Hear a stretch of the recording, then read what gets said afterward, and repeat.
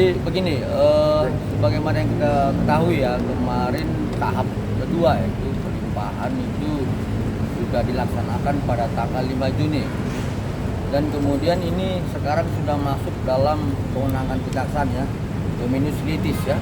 Nah, pada prinsipnya adalah kami dari pelapor dalam hal ini meminta dari pihak jaksa penuntut umum agar dengan segera melimpahkan berkas perkara ini untuk segera dipersidangkan.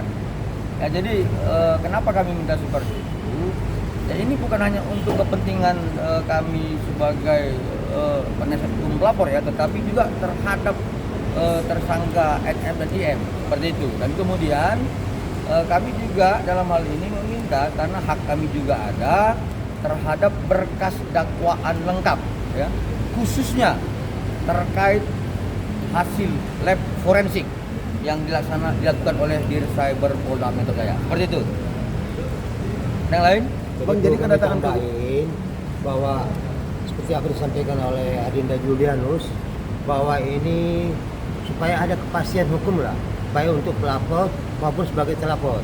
Jadi tidak ada gonjang-ganjing permasalahan siapa yang salah, siapa yang benar, mari kita buktikan di persidangan.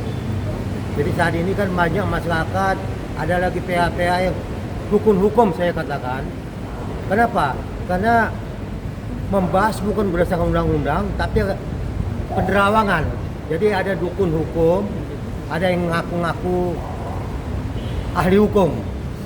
Jadi kami perlu tegaskan, mari kita buktikan di proses persidangan apakah benar atau tidak unsur pemerasan dan kasus ini. Kami mengucapkan terima kasih juga kepada abang anda kami, Ricky Stohang, yang telah memberikan edukasi yang begitu baik kepada masyarakat. Inilah kalau pembahasan sesuai dengan hukum, bukan berdasarkan dukun hukum. Banyak yang menjadi dukun hukum saat ini. Itu aja kami sampaikan. Ya, saya tambahkan sedikit ya, bahwa kita perlu melihat dakwaannya supaya mengetahui bahwa cerita yang sebenarnya itu, yang dakwaan itu sama nggak dengan cerita yang sebenarnya. Siapa juga terkait dengan Wan Prestasi yang ada di Jakarta Selatan. Ya, itu terkait bahwa di awalnya ada pemerasan 4M. Ya. Itu kena pasal. Ya. Pemerasan 4M ini diserahkan kepada pihak developer ya, yang menjual rumah. Dikasih juga ke sana menjadi TPPU. Ya, menjadi kena pasal juga, kena pasal pemerasan, kena pasal TPPU. Ya, setelah terjadi TPPU kena pasal, uang yang di developer kan disita. Ya, setelah disita, ya, yang ujung-ujungnya bahwa si developer ini menagih kembali kepada Nikita supaya dibayar sehingga dimajukan gugatan Wan Prestasinya. Jadi kita mau jelas apakah perjalanan uang ini semua lengkap. Jangan sampai perjalanan uang ini tidak ada sehingga nanti Wan Prestasinya jadi masalah. Ya, jadi ini fakta sebenarnya harus diungkapkan dalam dakwaan supaya nanti jelas, supaya juga kita juga nanti dalam persidangan Wan Prestasi juga jelas semuanya. Ya, itu tujuan kita. Jangan sampai itu hilang dari dakwaan sehingga menjadi masalah buat kami. Fakta yang sebenarnya dihilangkan kami nggak mau. Ya, itu tujuan kami yang utama ya. Oke, yang lain? Jadi kami tambahkan sedikit. Tujuan kami datang ke sini pertama pengen tahu perkembangan kasus ini sampai sejauh mana. Itu yang pertama. Yang kedua, kapan ditetapkan jadwal sidang sehingga kami tahu kepada yang bersangkutan, katakanlah Nikita Mirjani, supaya nanti beliau juga dengan diadakannya sidang lebih cepat supaya ada kepastian hukum. Itu yang kedua. Yang ketiga, tujuan kami ke sini juga kalau nanti dakwaan sudah dibuat, setidak-tidaknya kami lebih tahu lebih dulu. Itu mungkin tambahan kami sedikit. Nah, apa karena Wan Prestasi ini, kasus pemerasan ini jadi tertunda bagaimana? Ya. Oh tidak. Jadi gugatan Wan Prestasi itu kan sebenarnya berbicara soal formil ya. Tetapi kalau persoalan laporan klien kami ini kan sudah diuji dalam proses penyelidikan dan penyidikan. Artinya apa? Pihak penyidik dan pihak jaksa kan sudah meneliti berkas-berkas itu, tidak ada di situ perjanjian, sehingga jaksa penuntut umum menetapkan ini P21 ya. Jadi kembali kepada seperti disampaikan oleh senior saya, ya kalau kami ini kan advokat bukan dukun hukum ya. Jadi kalau berbicara masalah hukum ada jurisprudensi, contoh ya, ada kalau nggak salah itu putusan Mahkamah Agung nomor 582 tahun 72 itu sering digunakan oleh majelis hakim tentang persoalan gugatan wan prestasi.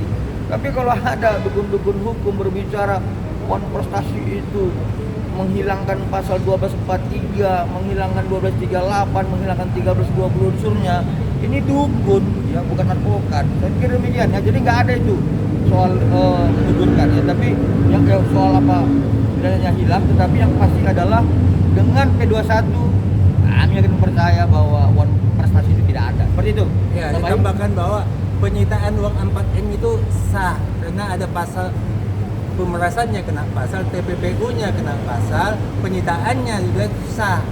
Jadi jangan penyitaan yang sudah dilakukan dengan sah, dilakukan secara hukum, dibawa-bawa ke wan prestasi. Itu dibawa-bawa ke wan prestasi. Jadi mereka harus bisa memisahkan ini pidana, ini perdata. Jangan pidana ini dimasukkan ke perdata, akhirnya 4M ini dibawa-bawa kemana-mana. Kita bikin lagi gugatan lagi, 4M lagi, bolak-balik begitu. Jadi sah disita 4M adalah karena kena pasal pemerasan sama TPPU, sita 4M. Jadi jangan lagi 4M yang sita ini dibawa-bawa ke wan prestasi, gak ada kaitannya. Ya, jelas ya? Oke. Bang Julianis, mungkin terkait dengan dua nama yang bisa dibilang tuh sekarang masih ngambang nih, gimana nih Bang antara Dr. Rocky dan juga Doktif? Nah, justru hari ini kan kita juga membuat surat terkait soal dakwaan lengkap agar diberikan kepada kami pelapor. Ya, di situ juga kita mintakan hasil lab forensik yang dilaksanakan oleh Dircyber Polda Metro Jaya. Kita akan pelajari nanti, ya, khususnya terkait handphone milik inisial NM, IM, O, dan S. Kami akan pelajari. Kami yakin dan percaya keterkaitan peristiwa ini ada dalam hasil lab forensik yang dilaksanakan oleh Dircyber Polda Metro Jaya. Kami yakin itu ada peristiwa-peristiwanya.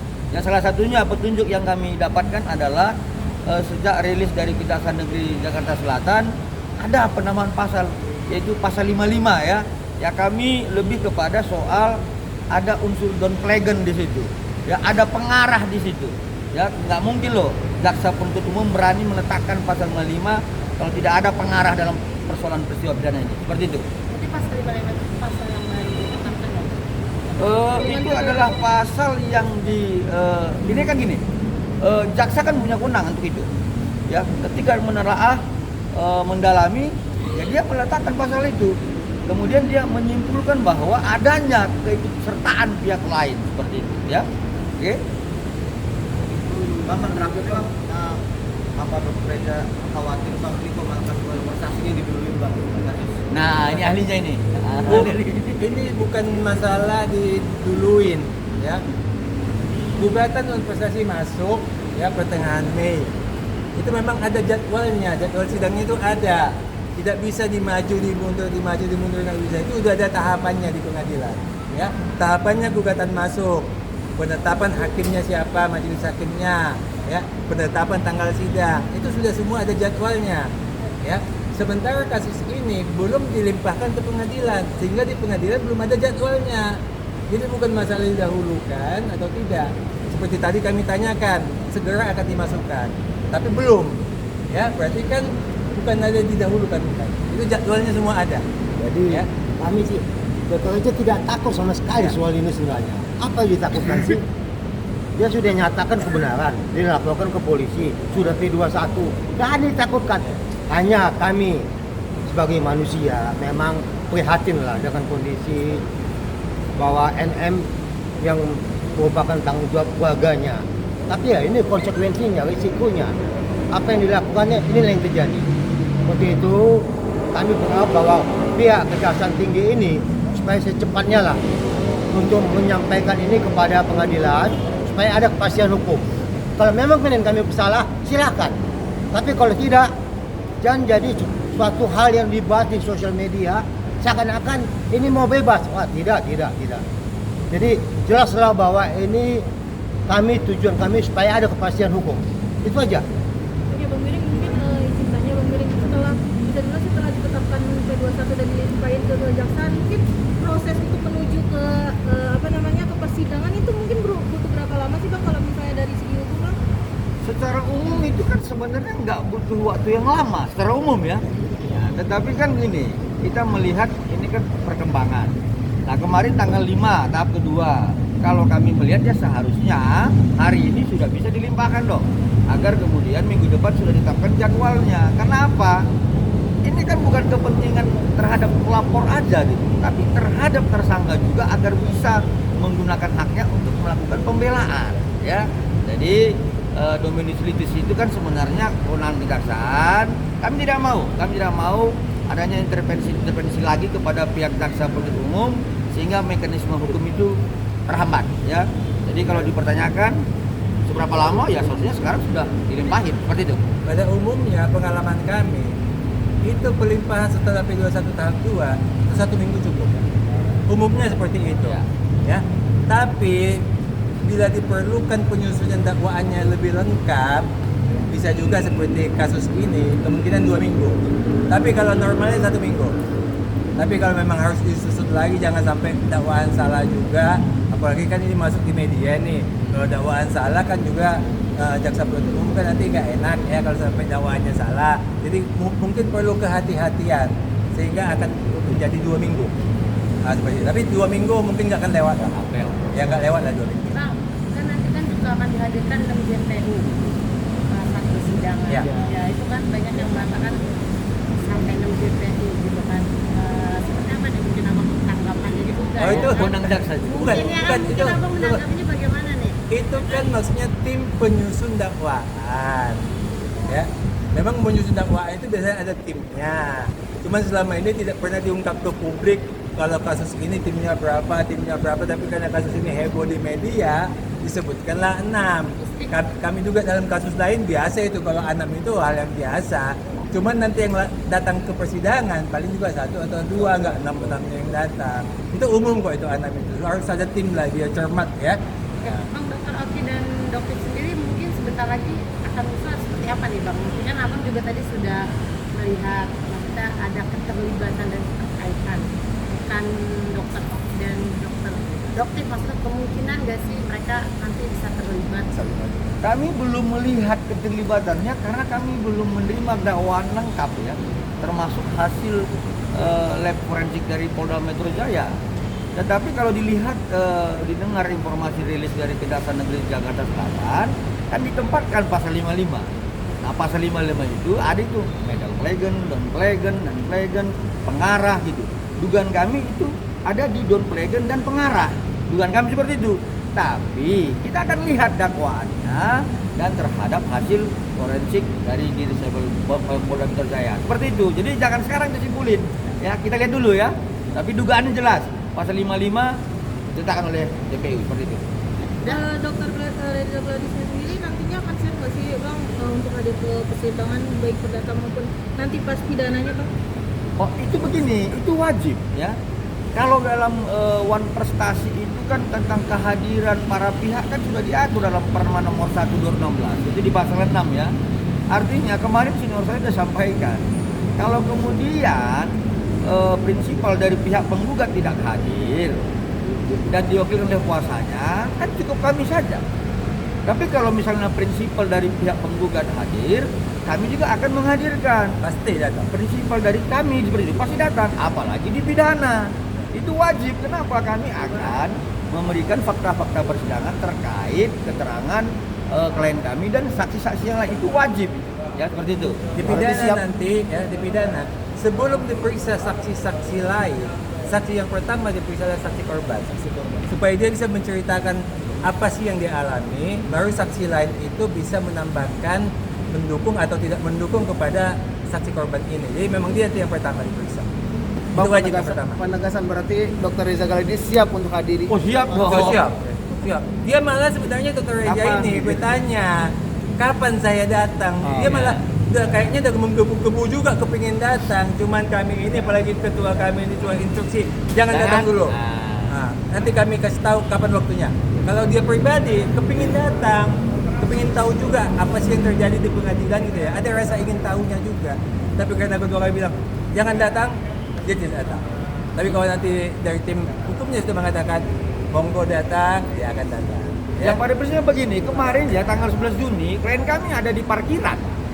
Ya, jangan klien anggap itu dia tidak datang, tapi kami tidak izinkan. Ya, beliau ini menyarankan kepada kami agar tidak menghadirkan klien kita. Kenapa? Prinsipal kan harus berhadapan dengan prinsipal. Seperti itu ya. Jadi jangan nanti digorong-goreng klien kami takut. Ya, Enggak. Kepingin dia datang, Kepingin dia kepingin. datang. Seperti itu Kepingin. ya. Oke. Cukup ya. Bang. Oke, Terima terima kasih.